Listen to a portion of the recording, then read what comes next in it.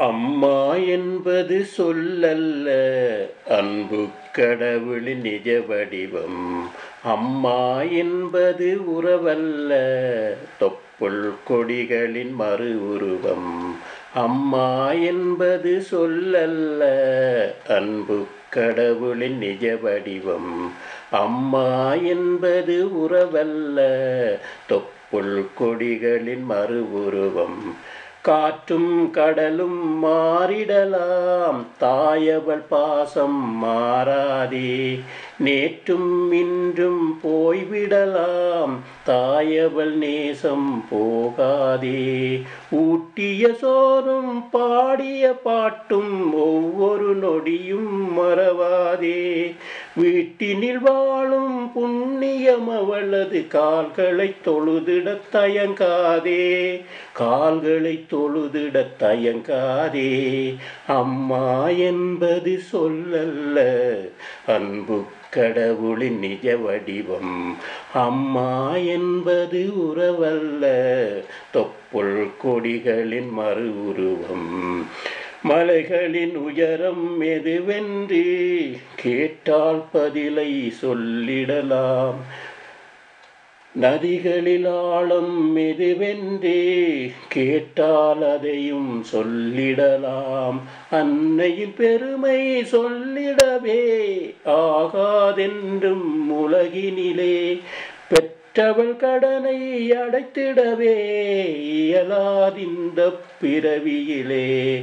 ஒன்றை போல இன்னொன்று இருப்பது உண்டு நிழல் போலே. தாயை போல தாய்தானே இல்லை உவமை புவி மேலே, இல்லை உவமை புவி மேலே. அம்மா என்பது சொல்லல்ல, அன்பு கடவுளின் நிஜ வடிவம்.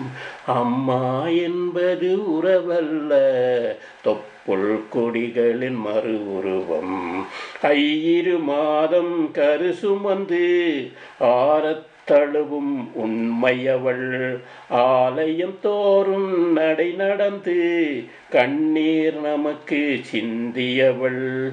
எத்தனை விரதம் எனக்குள்ளே, எத்தனை விரதம் தனக்குள்ளே இருந்தாள் என்று தெரிகிறதா? சந்திர சூரிய ஒளியெல்லாம் தாய்தான் என்பது புரிகிறதா?